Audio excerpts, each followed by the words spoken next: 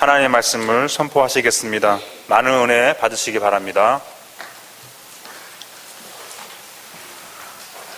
성광교회 성도 여러분, 모두 안녕하셨습니까? 반갑습니다. 주 안에서 우리가 처음 만나고 이렇게 말씀으로 교제를 하게 됐습니다. 상당히 인상적인 것 같습니다. 여기 성가대 찬양곡도 그렇고 여러 가지 예배에 전통적인 예전들이 살아있고 또 이렇게 스테인드 글라스에 있는 분위기가, 제가 대학 때 우리 개신교 예배가 너무 좀 지적이고 또 건조한 것 같아서 가끔 제가 성당에 갔었는데, 그때 성당에 가서 제일 처음 들은 찬양이 지금 이 노래예요. 모차르트가 라틴어로 지은 모테트인데, 성찬식을 할 때 성당에서는 부르는 성체에 대한 노래거든요.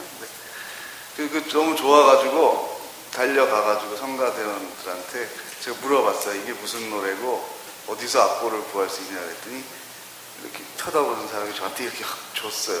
주고 가서 그걸 보고 테이프도 사서 듣고 오래전에 기억이 오늘 났습니다. 그래가지고 우리 개신교 예배는 아주 드문 굉장히 풍성한 분위기인 것 같습니다. 그래서 저는 젊은이 사역을 많이 했으니까 CCM을 많이 부르고 인도도 하고 그랬는데, 실제로 저는 어렸을 때부터 클래식을 많이 들어서 더 편한 거는 교회 전통적인 음악이나 클래식이 더 좋습니다. 그래서 오늘 제가 갔던 우리 교회 예배 중에서는 가장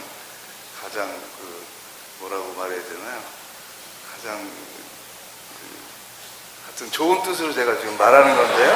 이 적절한 단어가 지금 생각이 안 나는데, 하여튼 가장 멋있다 그래야 되나, 고풍스럽다 그래야 되나, 하여튼 그런 느낌으로 지금 계속 예배에 참여를 하고 느끼고 있었습니다. 오늘 말씀은 우리의 마음을 뜨겁게 하시는 성령 하나님인데요. 예수님의 순환과 부활 사건과 이어지고, 누가복음의 이 마지막 장은 우리 교회 역사에서 아주 중요한 분기점이 되는 장이죠. 그리고 성경의 어느 책하고 연결이 되는 건가요? 누가복음 마지막 장은 그 다음에 어디로 이어지는 거죠? 네, 그렇습니다. 사도행전. 누가복음 마지막 장 다음은 요한복음인데 배치를 그렇게 했는지 모르겠어요. 바로 다음에 사도행전을 왔으면 좋았을 것 같은, 누가가 쓴 두 권의 성경이 있는데 그것이 누가복음과 사도행전입니다. 두 책인 정권, 그 다음에 학원이라고 말할 수 있습니다. 누가복음 24장에 보면은 엠마오로 낙향을 하는 이 제자들의 모습이 나오는데, 이 제자는 우리가 잘 아는 그런 12제자, 베드로, 요한과 같은 그런 유명한 제자는 아니고, 아마도 그 12제자가 자기들 후계자로 소그룹에서 훈련을 시킨 제자가 아니겠나, 그런 생각을 그냥 해봅니다. 글로바라는 사람하고 또 한 사람의 이름이 지금 나와 있질 않는데, 두 사람이 힘이 없이 걸어가고 있는 거죠. 그러니까 베드로도 요한도 다 기분이 안 좋았겠죠. 예수님, 자기들이 메시아라고 생각했던 스승님이 그냥 무력하게 돌아가시고 아무 일도 일어나지 않았잖아요. 기대한 것은 천군과 천사들을 데리고 와서 정말 멋있게 전쟁을 해서 이기고 우리한테 어디 큰 한 자리를 줄까, 이런 기대감을 가지고 따라다닌 것인데, 예수님이 매맞으시고 조롱당하시고 십자가에 달려서 처절하게 죽으셨어요. 너무 무서워가지고 예수님을 모른다고 부인하고 도망갔습니다. 남자 제자들은 다 도망갔어요. 여자는 제자로 삼지도 않았죠. 당시의 문화가 제자로 삼지 않았는데, 그래도 여성들이 더 의리가 있는 것 같아요. 그래서 항상 교회에는 여성이 더 많은 것 같아요. 하나님하고 여성들이 더 친밀한 것 같아요. 마음, 신앙의 밭이 좋다라는 생각이 듭니다. 여성들은 의리를 지켰어요. 뭐냐면 시신에다가 향유라도 발라드리려고 우리가 남아야지 라는 생각은 했는데, 남자들은 그것도 안 해요. 장례도 생각 안 하고 다 도망갔어요. 무서워가지고. 그런 상황입니다. 예수님께서 부활하신 영으로 새로운 몸을 입으시고 제자들에게 다가갔어요. 그러니까 처절하게 죽었던 그 처참한 그 외모하고 예수님 원래 그 영광스러운 모습이 딱 나타났을 때 이 구분이 당연히 모르겠죠. 못 알아보는 거예요. 처절하게 죽었던 그 모습하고는 너무 다르니까 예수님이 다가가서 계속 말을 거는데도 모르는 거죠. 모르고 이분이 누군가. 근데 왜 이렇게 힘이 없느냐? 예루살렘에서 있었던 그 사건 모릅니까? 그 얘기를 하는 거죠. 그러니까 예수님이 재밌으셨겠죠. 자기 얘기를 하는데 너무 실망을 하고 있는 거예요. 그러면서 구약 성경에 예언되어 있었는데 너희들에게 내가 가르치지 않았느냐. 그 구약 성경에 예언된 메시아가 나다 라는 말을 하는데 오늘 우리는 제가 같이 저희가 읽은 것은 이제 제자들이 인식하게 되는 하나님의 아들 예수 그리스도를 느끼게 되는 장면이고, 그 전까지는 잘 못 알아듣는 거예요. 계속 구약 성경 다시 펴서 가르쳐주고 해도 못 알아들으니까 마음에 참 더디 믿는구나. 내가 그렇게 처참하게 죽고 그것이 끝이겠느냐라는 그 말씀이죠. 근데 제자들이 못 알아듣습니다. 절망 가운데 있는 거죠. 그 마음이 뜨겁게, 우리의 마음이 뜨겁게 된다라는 이 표현이 너무 좋았습니다. 그래서 마음은 참 신비한 것 같습니다. 피조물 가운데 마음이 있는 것은 우리밖에 없죠. 우리 사람밖에 없죠. 사자의 마음이 아파요. 뭐 이런 거는 물론 동화책에는 있을 수 있겠지만, 얼룩말을 놓쳤어요. 마음이 아파요. 뭐 이럴 수는 있겠지만, 우리가 그 마음이, 또 한국말은 더하죠. 마음이 상했어. 상했어. 저는 이런 표현도 해봤어요. 마음이 쉬었어. 여러분, 쉰 우유 먹어봤습니까? 마음이 그렇게 쉰 거예요. 상했어요. 여름에 그냥 우유를 먹다가 놔두면 그 찐계란, 부활절 계란이 너무 많이 남아가지고 여기저기서 받아갖고 계란에 곰팡이 슬고 우유 상하고, 그럼 두 냄새는 정말 환상입니다. 마음, 이렇게 물질이 상한 게 눈에 보이잖아요. 뽑을 수 없고 추하고 역한 것. 우리 마음도 그렇게 될 수 있다는 거예요. 절망하고 실망하면 마음이 상해요. 쉬어요. 예수님께서 그렇게 돌아가시고 마음이 상했어요. 진짜. 우리는 공생의 기간 동안 뭐 한 거냐. 특히 베드로나 요한은 더 했겠죠. 모든 가족과 직업을 다 버리고 3년을 따라다녔는데 이렇게 처절하게 돌아가시고 아무 일도 일어나지 않았다니 너무나 마음이 상했습니다. 마음이 아픈 것은 영이 아픈 것입니다. 우리의 영과 가장 긴밀하게 연결이 된 것이 우리의 마음입니다. 그래서 헨리 나우에는 이렇게 이야기합니다. 마음이라는 헬라어 카르디아는 영어에도 그래서 살아있어요. 이 단어가 영어에도 살아있어서 영어 공부하시는 분들은 찾아보시기 바랍니다. 마음은 그냥 단순한 감정이 아니다. 많은 사람들이 마음이 아파요 그러니까 감정이라고 생각을 하는데 그 이상의 영역이다라고 말하고 있습니다. 마음은 하나님께서 우리 사람에게 믿음과 소망과 사랑이라는 하나님의 선물을 주신 우리 존재의 중심을 마음이라고 한다. 이렇게 정의를 했습니다. 저는 그 이상이라고 생각을 합니다. 마음은 하나님을 예배할 수 있는 하나님의 형상의 가장 주된 특징이라고 생각을 합니다. 그리고 이 마음은 성령 하나님과 교감할 수 있는 우리 몸과 우리 정신과 우리 인격체 전체 가운데 가장 성령 하나님과 교감하는 채널이 바로 마음이라고 생각합니다. 그래서 이 마음이 뜨거웠다라는 표현은 우리가 동그라미 치고 계속 주목해야 돼요. 평생 신앙생활 가운데 주목해야 되는 부분입니다. 예수님의 제자들은 장군으로서의 메시아, 천군을 대동할 수 있는 메시아를 기대했습니다. 그러나 예수님은 무력하게 엘리 엘리 라마 사박다니 하며 울부짖으며 돌아가셨습니다. 그런 가운데 제자들은 뿔뿔이 모두 도망갔습니다. 다시 제자들이 모입니다.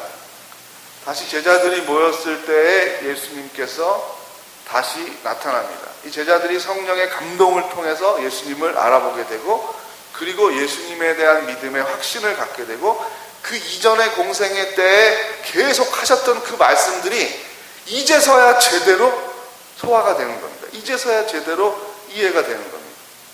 그리고 나서 이제 유명한 명령이 나오는 거죠. 누가복음 마지막 장에 너희가 이제 내 증인이 될 수 있는 거야. 내 증인으로 살아라. 그래서 사도행전 1장으로 연결이 되는 거죠. 너희가 무엇을 받으면? 네, 권능을 받으면 성령이 임해서 권능을 받으면 쫙 나고 마지막에 뭐가 된다는 거예요? 증인이 된다는 거예요. 권능을 받으면, 성령의 권능을 받으면 증인이 된다는 거예요. 이제서야 너희들이 나의 증인된 삶을 살 수가 있게 되었다. 마음이 뜨거워졌기 때문에, 마음이 회복됐기 때문에, 상한 영이 회복되었기 때문에 예수 그리스도의 증인으로서, 참된 제자로서 살아갈 수가 있게 됩니다. 이 마음을 회복하는 것이 얼마나 어려운 일입니까? 우리 삶은 마음이 계속 아픈 것을 반복하게 됩니다. 우리의 연약함, 이웃의 연약함, 가족의 연약함, 그리고 역사의 연약함. 이 연약함은 곧 악함으로 이어집니다. 연약하기 때문에 악합니다. 연약하기 때문에 미련합니다. 그것이 우리의 한계입니다. 예수님은 그것을 아시기 때문에 이 제자들을 비겁한 놈들, 배반자들하고 윽박지르거나 야단치지 않으셨습니다. 사실 우리 같으면, 저와 같은 성정이라면 베드로를 찾아갔을 때 얼마나 비꼴 수 있겠습니까? 야, 네가 나를 시킨다 그러지 않았네요. 베드로가 머리를 팍 숙이겠죠? 고개 들어. 왜 못 봐? 너 나를 몇 번 모르는데, 내가 한 번이면 무서워서 그럴 수 있다 그랬는데 몇 번이지? 이거 봐, 이거 몇이지? 계속 3을 상기시키는 거죠. 그래서 요한복음에 보면 내가 나를 사랑하느냐? 베드로가 예전처럼 막 다혈질로 막 급하게 자신 있게 말하지 못하죠. 상당히 신중하게 생각하고 힘들어하면서 대답하는 게 느껴져요. 제가 주님을 사랑하는 줄 주께서 아시나이다. 그럼 이번엔 2번 부인하려고? 우리의 말투예요. 날 모른다면서? 야, 여자들은 그래도 내 시신의 향유라도 바르려고 나왔는데 어떻게 남자놈들은 전부 도망가냐? 모세쓰냐 너희 같은 놈들. 그렇게 해도 시원치 않은 거죠. 그렇게 해도 시원치 않은데 예수님께서 아무 말씀도 하지 않습니다. 왜 나를 부인했냐고 야단치지 않습니다. 너는 나를 사랑하냐고 묻습니다. 마음을 뜨겁게 한 이후에 묻습니다. 제가 주님을 사랑하는 줄 주께서 아십니다. 그때 주님께서 하신 말씀을 그러면 내 양을 먹이라 하고 말씀하십니다. 이것은 교회의 본질에 대한 말씀들입니다. 성강교회가 더 하나님 기뻐하시는 건강한 교회, 아름다운 교회, 아름다운 예전과 좀 아름다운 찬양을 부르는 것과 같이 상응할 수 있는 신앙의 질, 그리고 행위의 질, 섬김의 질, 선교적인 삶의 질이 같이 되기를 바라는 마음으로, 저는 잘 모르니까요, 가장 제가 교회에 관한 소중한 말씀이 뭔가라는 걸 생각해서 한 번 설교한다라는 가정을 하고 왔기 때문에 가장 제가 중요시 여기는 걸 지금 말씀을 드리는 겁니다. 그러니까 잘 모르겠습니다. 여러분 상황에 맞는지. 하여튼 보편적인 거라고 생각을 해서 드리니까 잘 적용점들을 열심히 찾으시고 기도하시면 좋겠습니다. 이 제자들의 모습이 미련한 놈들, 예수님 따라다니면서 그렇게 많은 기적을 봤는데 왜 그렇게 못 믿었을까? 우리는 제3자가 돼서 성경을 읽으면 쉽게 그렇게 생각할 수 있습니다. 출애굽기를 읽어보고 민수기를 읽어보고 다시 신명기로 넘어가고 사사기 여호수아를 보면 막 화가 나죠. 왜? 미련한 유대인들 때문에 그렇죠. 이스라엘에서 홍해바다도 건너고 기적도 하고 만나와 메추라기도 먹었는데 왜 황금송아지를 왜 만드냐고요. 이해가 안 가죠. 근데 여러분, 우리의 얘기라는 겁니다. 옛날 사람 이스라엘 얘기를 하려고 성경을 기록한 게 아니라 성경을 읽는 사람들이 다 같은 성정을 가졌다는 얘기를 하는 겁니다. 다윗이 밧세바를 취한 거, 다윗이 되게 나쁜 놈이네, 하나님 은혜를 그렇게 많이 받았는데, 아닙니다. 남자들이 모든 권력과 명예와 돈을 다 차지하고 나면 그 다음 생각하는 거는 다 이거다 라는 그 선언입니다. 다윗만 그런 게 아니에요. 모두가 그런 거예요. 그 여건이 안 돼서 못할 뿐인 거죠. 그게 솔직한 성경을 대하는 태도입니다. 베드로만 부인했느냐? 내가 그 상황에 가면 나는 주님이 메시아인 걸 알기 때문에 부활할 것을 믿고 지키겠습니다. 이렇게 할 수 있을 것 같습니까? 나는 7번이라도 부인했을지 모르죠. 우리는 그렇게 연약한 존재입니다. 그것을 하나님이 아시고도 사랑한다는 것이 우리의 마음을 뜨겁게 하는 중심의 요소입니다. 마음의 회복은 우리는 대개 문제의 진단과 함께 적절한 답을 말해주는 거라고 생각합니다. 그래서 교육학, 심리학 막 공부합니다. 그리고 얘기합니다. 너는 말이야, 분석합니다. 내가 널 잘 보니까 이게 문제고, 그런 경우에는 이렇게 해야 돼. 이게 소용이 있습니까? 없습니다. 그래서 3살 버릇이 어디까지 갑니까? 여든까지 가는 겁니다. 심리학, 철학, 사회학, 문화, 인류학, 상담학, 아무것도 못 고칩니다. 이거. 상담학 공부하는 분들에게 제가 절망을 드리니까 사람은 잘 변하지 않습니다. 진단과 처방으로 변하지 않습니다. 너는 이게 문제야, 이걸 고쳐. 너는 왜 욕을 하니? 욕하지 마. 너는 왜 이렇게 손을 떠니? 떨지 마. 떠니까 떨지 말아야 되죠. 그 엄마도 얘기한 거고요, 교회 선생님도 얘기하는 거예요. 근데 떨어요. 또 떨어요. 당정을 떨어요. 그러려면 그의 마음을 뜨겁게 해줘야 됩니다. 그 말이 무슨 뜻인지를 마음으로 받아들일 수 있도록 해야 됩니다. 그러니까 얼마나 어려워요. 중보기도를 해야 됩니다. 웃기는 이야기죠. 내 아이가, 내 교회 학교의 제자가 이상한 버릇이 있다 그러면 그걸 고쳐주는 거는 말하는 게 아니라 내 문제로 생각하고 내가 아파야 돼요. 아플 정도로 그 문제를 내 거로 생각을 하고 기도를 해야 됩니다. 그래도 꼭 된다는 보장은 없어요. 그렇게 어려운 거예요. 존재의 변화는 그렇게 어려운 겁니다. 마음 하면은 제가 생각나는 영화가 있습니다. 여러분, 한번 그 비디오 가게, DVD 가게, 다운받을 수도 있으니까 또 젊은 사람들은 다운되는지 한번 찾아보시고 한번 보세요. 호스 위스퍼러라는 영화가 있는데, 호스, 말이에요, 말이고, 위스퍼라는 말은 속삭인다라는 뜻이고, 거기에 ER 붙여서 속삭이는 사람, 이런 뜻이에요. 근데 되게 이제 영화 제목을 번역을 해서 우리말로 멋지게 이렇게 딱 해야 되잖아요. 근데 이거는 굉장히 훌륭한 영화인데 우리나라에서 망했어요. 이 영화의 존재를 몰라요. 제가 여러 청년들한테 물어보면 본 친구가 없어요. 그 영화가 있는 줄 몰라요. 너무 안타까워요. 그래서 그걸 제가 이렇게 찾아보니까 우리나라 말로 사전에 뭐라고 되어 있냐면요, 호스 위스퍼러 찾으니까 조마사 이렇게 됐어요. 그러니까 말을 도와주는 사람, 이런 뜻이에요, 한자로. 그러니까 그렇겠죠. 갈등을 했겠죠. 찾아보고 영화 제목을 조마사로 할까, 호스 위스퍼러로 할까. 둘 다 흥행은 안 되게 생겼죠, 제목이.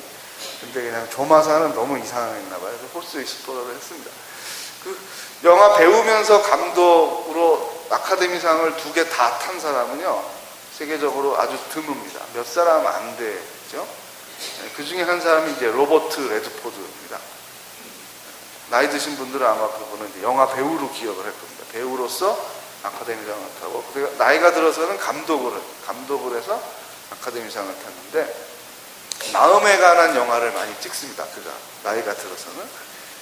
그래서 그의 영화는 한국에서는 다 실패를 하죠. 마음에 관한 영화는 한국에서는 안 됩니다. 재밌거나 싸우거나 야하거나 셋 중에 하나가 돼야 되는데, 이건 셋 다 아니거든요. 그 마음에 대한 얘기를 다루니까 힘듭니다. 근데 이 호스 위스퍼러, 말에게 속삭이는 사람인데, 이 영화의 내용도 대단하지만 이 영화 제목의 이 뜻과 제가 헬라어 사전에 성령 하나님을 설교를 준비하면서 파라클레이토스, 보혜사라고 말씀하는 그 성령 하나님의 그 의미를 찾고 제가 너무 놀랐습니다. 파라는 뭐냐면 곁에서, 옆에서 이런 뜻이고, 클레이토스는 위로해주다, 속삭여주다라는 뜻이에요. 그러니까 보혜사가 무슨 뜻인가 하면 옆에서 위로해 주시는 분, 옆에서 격려해 주시는 분, 옆에서 속삭여주며 우리를 절망에서 소망으로 이끌어 주시는, 생명력을 회복시켜 주시는 이런 의미. 근데 이 영화가 어떻게 되는 거냐면, 짧게 얘기할 수밖에 없죠. 시간이 다 갔으니까. 그 미국에 그 이제 말을 기르고 있는 집이 이제 두 집이 있었어요. 그 주인공 여자 아이가 있고, 한 중학교 1학년쯤 돼 보이는 아이고, 옆에 친구가 있는데, 겨울인데 눈이 덮여 있는데 친구하고 전화해가지고 원래 밤에, 새벽인지 밤인지 하여튼 컴컴할 때 친구 나오라 그래가지고 둘이 말 타고 나가는 거예요. 그런데 이제 미끄러져가지고 말이 미끄러지는데 얼음이 얼었으니까 큰 트럭이 오는데 서로 어떻게 할 수가 없으니까 두 말하고 트럭하고 그냥 충돌을 해버립니다. 그래서 친구 말은 바로 죽어요. 그리고 이 주인공의 말이 막 부르르 떨고 있고, 이 여자 주인공은 다리를 결단하게 돼요. 얼마나 이 집안의 절망이, 이 아이가 죽으려고 아무 말도 안 하고 밥도 안 먹고. 근데 엄마가 좋은 직장에 다니는 여성인데 직장을 그만두고 이 호스 위스퍼러를 찾습니다. 이 말을 안락사 시켜야 된다고 수의사가 말하는데 안 된다고, 죽이면 우리 딸도 죽입니다. 이 말을 살려야 된다는 그런 직감을 갖게 됩니다. 역시 여성이 똑똑합니다. 그리고 검색을 해보니까 미국의 아주 시골에 유명한 호스 위스퍼러가 있는, 말을 치료해주는 사람이 있는데 그게 이제 로버트 레드. 이 말을 거기까지 어떻게 데려갑니까? 그 사람은 오라 그러니까 안 간다. 안 온다. 확 끊어버리는데 본인이 거기를, 이 말을 데리고, 딸을 데리고 가는 거예요.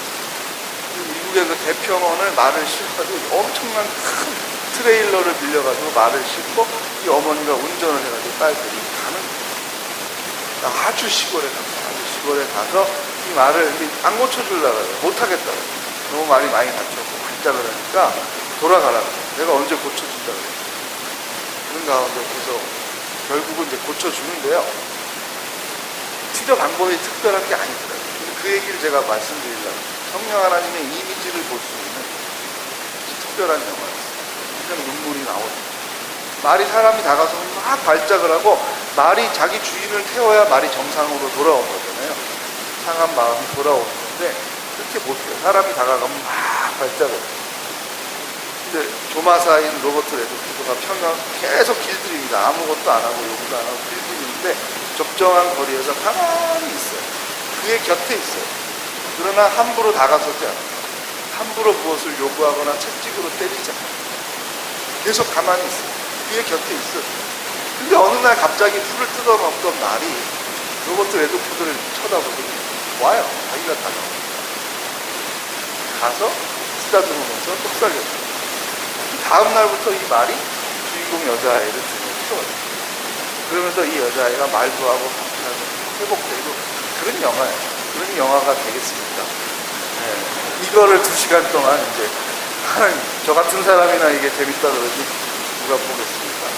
근데 우리 보혜사 성령 하나님이 우리 곁에서 우리가 더디밌고 미련하고 삶에 실패하고 또 헛된 욕망 가지고 또 좌절하고 기도 응답 안 받았다 그러고 뭐 나는 미워한다 그러고 저분은 기도하면은 잘 들어주는 것 같은데 내가 더 기도 많이 한 것 같은데 안 되고 자꾸 우리 생활이 힘들지 않습니까?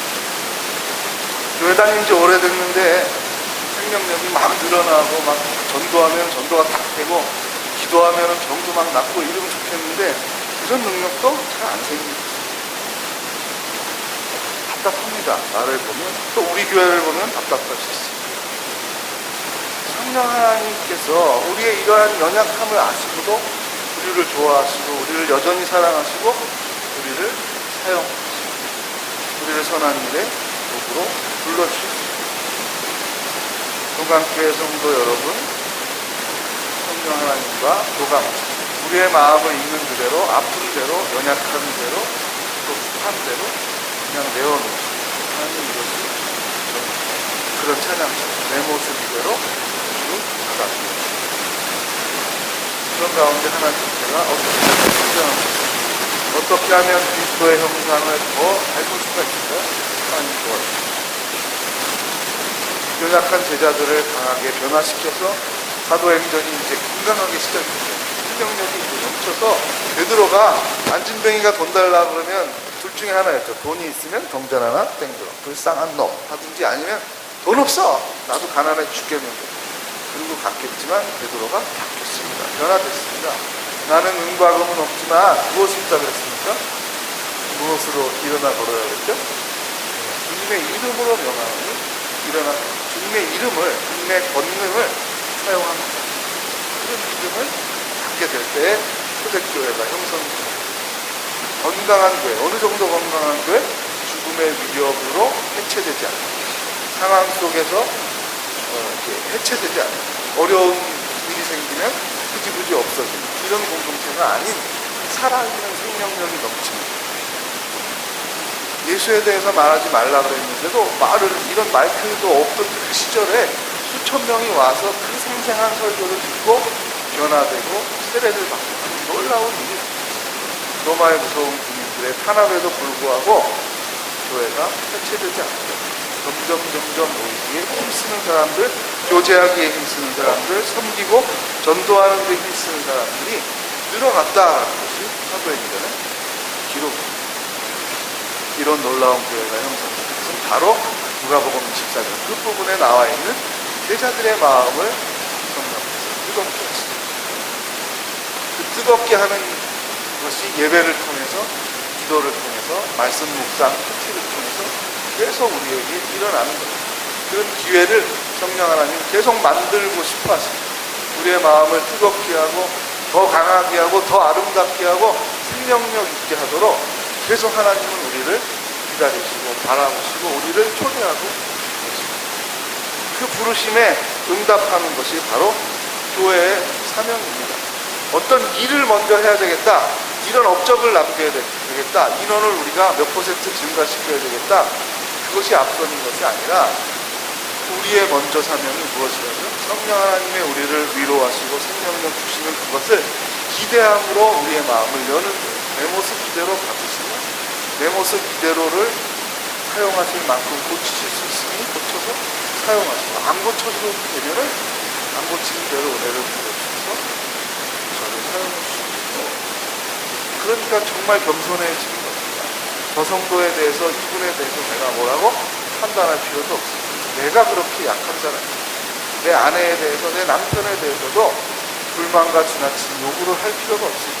아니 내가 그렇게 연약한 사람인데 이 연약한 나와 결혼했으면 이 사람은 얼마나 판단력이 없는 사람이에요. 그렇게 연약한 사람이에요. 내 배우자도. 그걸 몰랐잖아요. 10년 뒤에 이렇게 고생할 걸 모르고 20년 뒤에 이렇게 내 속을 썩일 거를 모르고 결혼한 거예요. 그게 우리잖아요. 우리에게 무슨 기대를 하겠습니까? 교회는 건물이 아닙니다. 어느 특정한 지역의 어떤 전통도 아닙니다. 그것을 넘어서는 보편성이 있는데 그것이 바로 성삼위일체 하나님의 사랑입니다. 사랑으로 근거 지어지고 사랑으로 역사하는 성당교회도 그런 교회일 거라고 생각하면서 더욱더 건강하고 더욱더 아름다웠고 이 지역을 섬기며 지역을 넘어서 고대한 멧돼지를 섬길 수 있는 주님께서 기뻐하시고 사용하시는 그런 건강하고 아름다운 교회가 되기를 주님의 이름으로 축원합니다. 기도하겠습니다. 하나님 아버지, 엠마오로 가던 두 제자를 위로하시고 그들을 지혜롭게 하시고 강하게 하시고 마음에 감동을 주셔서 뜨겁게 하신 부활하신 예수 그리스도의 모습을 우리가 보았습니다. 이러한 가운데 우리 성강교회 성도님들도 날마다 기도하고 예배하고 말씀 묵상하며 또 주일날 신실한 예배를 이렇게 드리는 가운데 우리의 마음이 따뜻해지고 뜨거워지기를 원합니다. 생명력이 넘쳐나기를 원합니다. 지혜롭게 되기를 원합니다. 하나님 우리에게 사랑의 능력을 주옵소서. 섬김의 능력을 주옵소서. 예수 그리스도를 증거하는 능력을 허락하여 주시옵소서. 우리를 사랑하시는 예수 그리스도 이름으로 기도하옵나이다. 아멘.